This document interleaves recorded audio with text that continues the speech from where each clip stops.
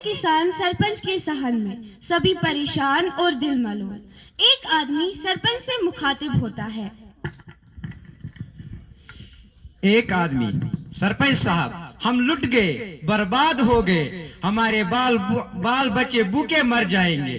पिछले साल की तरह इस साल भी खेतों से फसल का एक भी दाना नहीं उगा।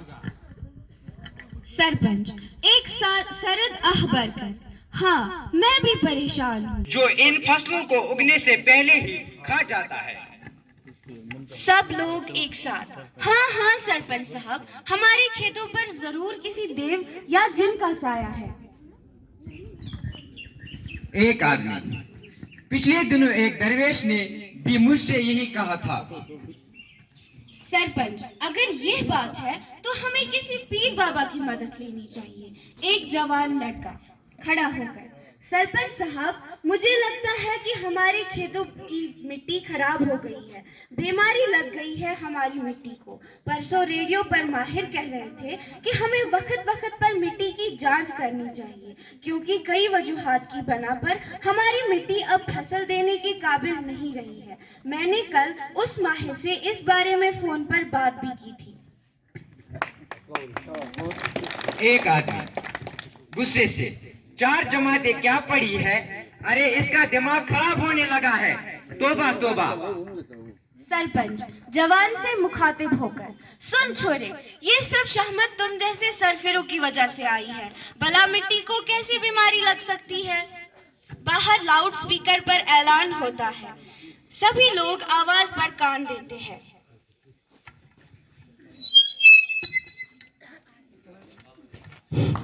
गांव के तमाम किसानों को इत्तला दी जाती है कि वो कल सुबह किसी बड़े खेत में जमा हो जाए, जहां पर माहिरीन की टीम मिट्टी की जायजा लेगी।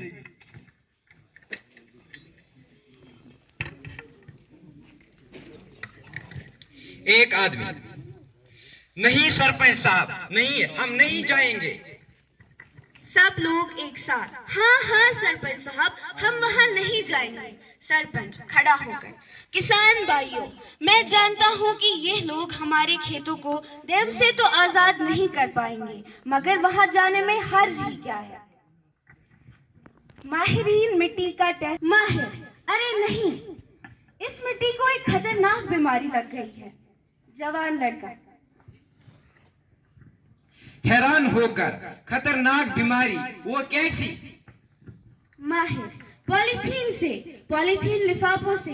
देखे बिना सोचे समझे पॉलीथीन को खेतों में डालने से यही होता है। ये खतरनाक शाई जमीन के अंदर रहकर आसपास की मिट्टी को भी जहरीला बना देती है। लड़का, मगर पॉलीथीन तो मिट्टी के अंदर सड़ जाता है। माहिर, नहीं, बिल्कुल नहीं। साइंसदानों का कहना है कि पॉलीथीन लिफाफा 300 साल तक भी गल या सड़ नहीं सकता है। और हाँ, पॉलीथीन को जलाने से जो धुआं खारिज होता है, उससे इंसानों में भी कैंसर जैसी मुहलिक बीमारियां लाहक हो सकती है। लोग गौर से माहिर की बातें सुनने लगते हैं। माहिर, पॉलीथीन इंसानों के साथ साथ मवेशी और आबी जानवरों के लिए भी जानलेवा साबित हो रहा है। एक आदमी, मगर वो कैसे? माहिर, इस्तेमाल शुदा पॉलीथीन लिफाफे गली कोचे में पड़े होते हैं और मोशी उन्हें निगल लेते हैं, मगर हजम न होने की सूरत में वो आहिस्ता आहिस्ता मोशी की जान ले लेते हैं। इसी तरह आबी जानवर भी धोखे में आकर इस जहरीली शाई को निगल लेते हैं, जो उनकी मौत का बाज बनता है। लड़का, साहब जी, लोग तो सब्जियां, मेवे, यहाँ तक कि दूध और दवाई भी पॉलीथीन के लिफाफों में ही एक जगह से दूसरी जगह ले जाते हैं। क्या इन चीजों पर भी इस जहरीली शय का कुछ असर पड़ सकता है? माहिर, हाँ, हम जो खाने पीने की आशा इन खुश रंग लिफाफों में लाते ले जाते हैं, उनसे वो खाना हमारे लिए मुज़िर सेहत बन जाता है।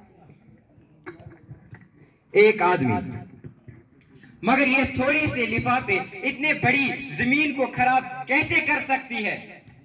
माहिर, पॉलीथीन लिफाफे इस वक्त काफ़ी मिकदार में फरोख्त किए जाते हैं। अमेरिका की एक माहौलियाती एजेंसी के मुताबिक दुनिया में हर साल तकरीबन 10 खरब पॉलीथीन लिफाफे फरोख्त किए जाते हैं, जिनका सिर्फ एक हिस्सा साल भर में ज़ाया किया जाता है। आप लोगों को यह भी मालूम होना चाहिए कि पॉलीथीन की सबसे खतरनाक किस्म काले रंग का पॉलीथीन है। सरपंच खड़ा होकर, मेरे किसान भाइयों, मुझे लगता है कि ये साहब ठीक ही कह रहे हैं। हम खुद ही अपने खेतों के दुश्मन बन गए हैं। पॉलीथीन और प्लास्टिक का खुलेआम इस्तेमाल करके हम अपने ही पांव पर कुल्हाड़ी मार रहे हैं। सब लोग एक साथ। हाँ, ये साहब बिल्कुल सच कह रहे हैं। माहिर, मेरे भाइयों और बहनों, एक आम जिन को आप झाड़ फूंक के जरिए निकलवा सकते हैं, मगर पॉलीथीन का जिन इतना खतरनाक है कि इसने पूरी दुनिया पर अपना मनहूस साया डाल दिया है। हालांकि बहुत से ममालिक ने इसकी फरोख्त पर पहले ही पाबंदी आयद की है। सरपंच, आप जो कहेंगे हम करने को तैयार हैं। हमें सिर्फ ये बताएं कि हम पॉलीथीन की बला से कैसे छुटकारा पा सकेंगे। माहिर, आप लोगों को मुत्तहद होकर पॉलीथीन के खिलाफ आवाज उठानी है। सरकार को इस बात पर मजबूर करना है कि इस जहरीली शय पर आइंदा पाबंदी को सख्ती पर अमलाया जाए। जवान लड़का खड़े होकर आवाज दो। सब लोग एक साथ, हम एक हैं, हम एक हैं। जवान लड़का, पॉलीथीन जिन को खत्म करो, खत्म करो। लोग जुलूस की सूरत में निकल जाते हैं और स्टेज से पर्दा